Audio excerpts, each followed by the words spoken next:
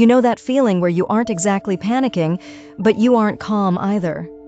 Your mind keeps running through scenarios you don't want to think about, and your shoulders are up by your ears without you even noticing until this very second.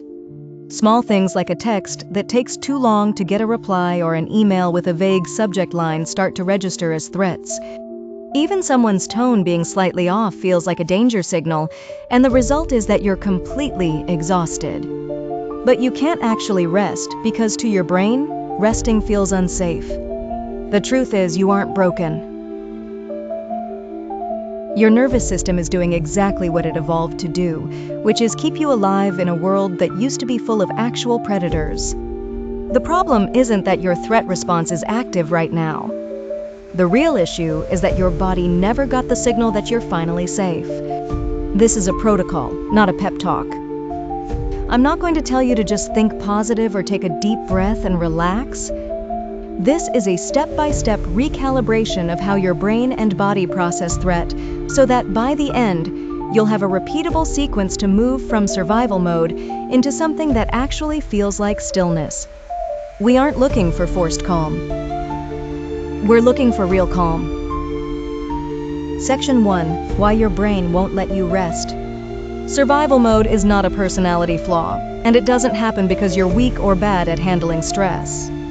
It's a biological state. When your brain perceives a threat, whether that's a lion or a deadline or a conversation you've been avoiding, it releases cortisol. This hormone does one thing really well, which is keep you scanning for danger while sharpening your vigilance and narrowing your attention to anything that might go wrong. The real problem is what happens next. Cortisol doesn't just make you alert, it actually changes which parts of your brain are running the show. Your amygdala, the part that detects threats, goes into overdrive while your prefrontal cortex gets suppressed. This means you're literally less capable of reasoning your way out of this state because the rational, long-term planning part of your brain has been downgraded. That isn't a metaphor. That's neurobiology. And this is where the loop gets vicious. Your brain treats unresolved stress the same way it treats a predator that might return, so it stays on high alert to find evidence that the threat is still there. Because it's scanning so hard, it eventually finds things. A neutral facial expression starts to look like disapproval, and a quiet moment feels like the calm before something bad happens. Your brain misinterprets neutral cues as threats, which triggers more cortisol and makes you scan even harder. This is the loop of hypervigilance feeding itself with no obvious off switch. The protocol I'm about to walk you through works differently than anything you've probably tried before. It doesn't ask you to fight the loop or argue with your thoughts. Instead, it teaches your nervous system something it never learned, which is that the war is over and you aren't in danger right now. Your body needs to hear that in a language it actually understands, and that language isn't words. Section 2. Step 1. Signal safety to your body. You cannot think your way out of a body that feels unsafe, yet this is the exact mistake almost everyone makes when they feel overwhelmed. They try to reason with the anxiety, challenge the thoughts, or reframe the situation, but none of it works because the thinking brain is effectively offline. You are essentially trying to have a conversation with a part of yourself that isn't even answering the phone. Step 1 is not cognitive, it is physiological. You need to send a safety signal directly to your nervous system, and the fastest way to do that is through the vagus nerve. This nerve acts as the main highway for your parasympathetic nervous system, which is the specific branch responsible for calming you down. It is the physical off switch for fight or flight, and the simplest way to activate it is through slow exhales. Here is the technique you should use. Inhale through your nose for 4 seconds, then exhale through your mouth for 8 seconds, making sure the breath out is twice as long as the breath in. At the bottom of that exhale, let there be a slight pause before the next breath comes naturally, rather than forcing it or rushing the process. Just let that pause exist for a moment and continue this for about 2 minutes. What is happening here is purely mechanical. Long exhales stimulate the vagus nerve, which tells your heart to slow down, and that tells your brain the emergency is over.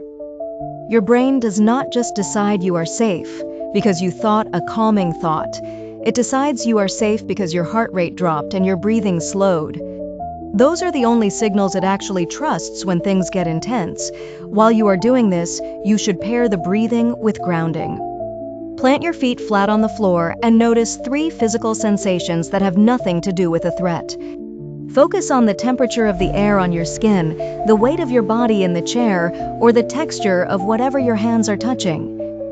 These are neutral data points that contain no danger, and by directing your attention to them, you are proving to your nervous system that nothing is attacking you in this moment.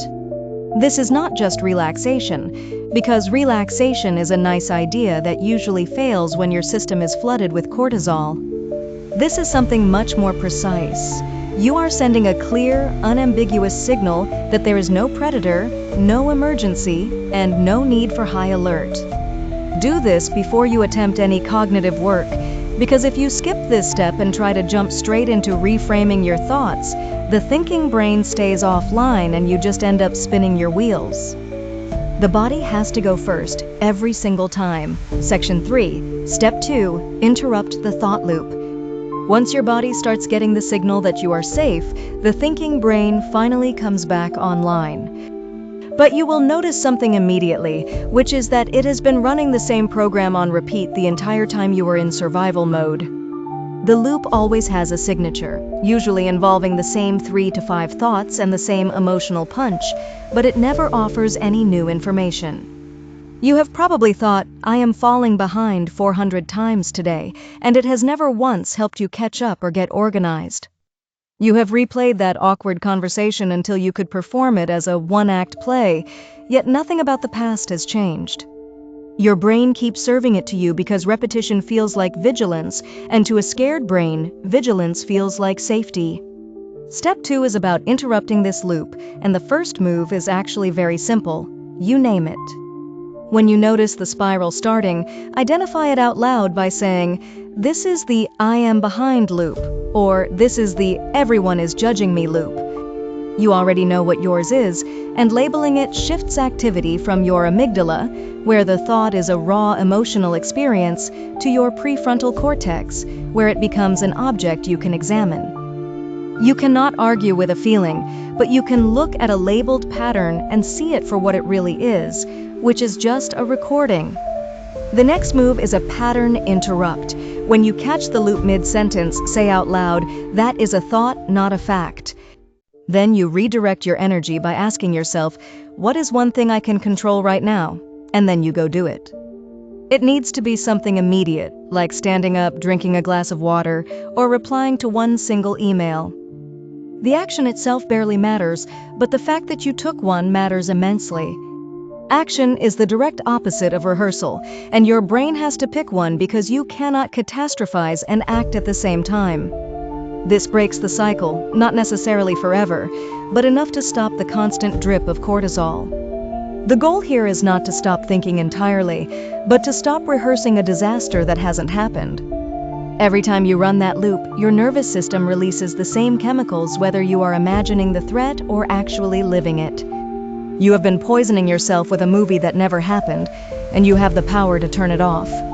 Section 4, Step 3, Reclaim your focus. Now that you've interrupted the loop, you need to understand what survival mode actually does to your attention. A scattered mind is not a broken mind, but it is a survival mind that is scanning instead of thinking.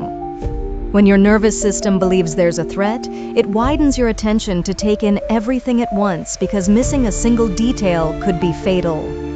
This worked well when the threat was a predator in the grass, but it works terribly when the threat is a backlog of emails and a tense conversation with your boss. Focus is a threat reduction tool.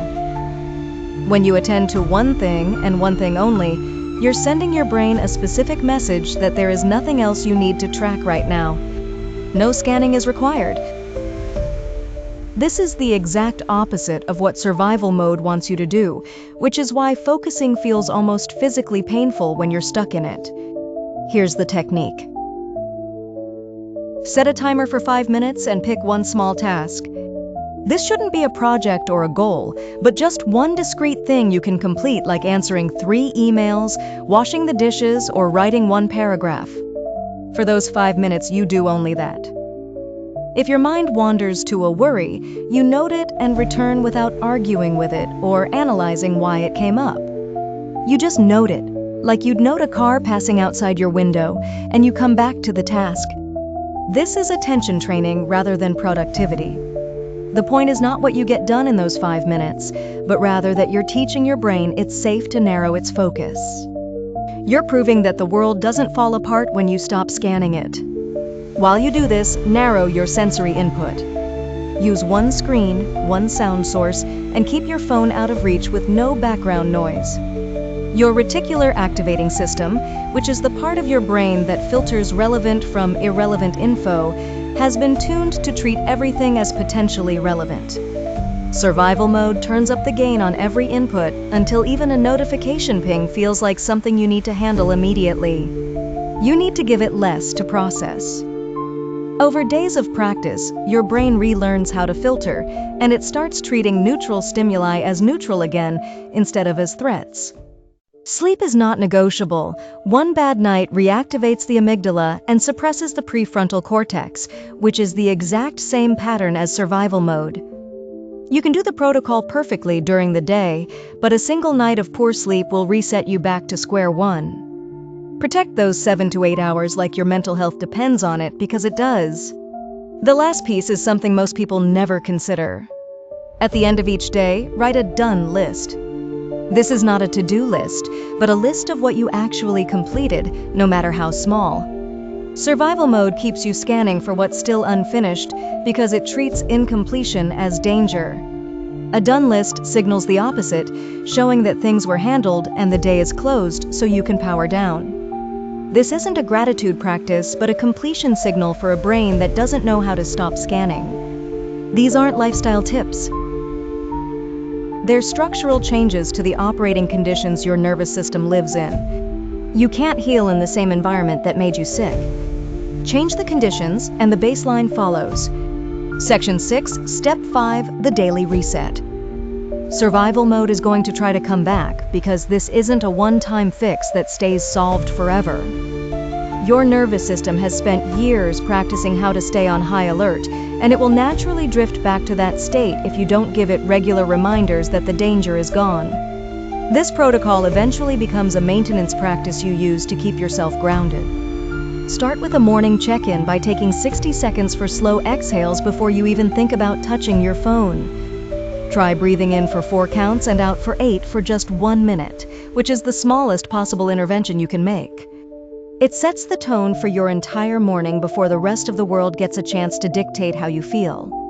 You also need a midday micro reset, because at some point around lunch, you'll probably notice the physical signs of stress returning. Your jaw gets tight, your breathing gets shallow, and your shoulders start creeping up toward your ears again. When that happens, use it as a cue to do one grounding exercise right where you are by putting your feet flat on the floor and noticing 3 neutral sensations for 30 seconds. You aren't trying to solve your problems in this moment, but you are reminding your body that the actual second you are living in right now contains no emergency. Finally, use an evening wind down to name the loops your brain tried to replay throughout the day. Say them out loud just once, and then close the loop with a physical ritual like washing your hands or changing into different clothes. These physical transitions matter because your nervous system responds to movement and touch much better than it responds to abstract thoughts. You can't just think your way into a state of rest, so you have to show your body that the day is over and rest is actually happening. Conclusion. You now have a protocol that actually addresses your biology instead of just managing your thoughts, and that is exactly what makes this approach different from everything else you've tried before. Most people stay stuck because they keep trying to think their way out of what is essentially a physical body problem. They spend hours arguing with the loop or searching for a root cause while their nervous system is still screaming that there's a predator in the room.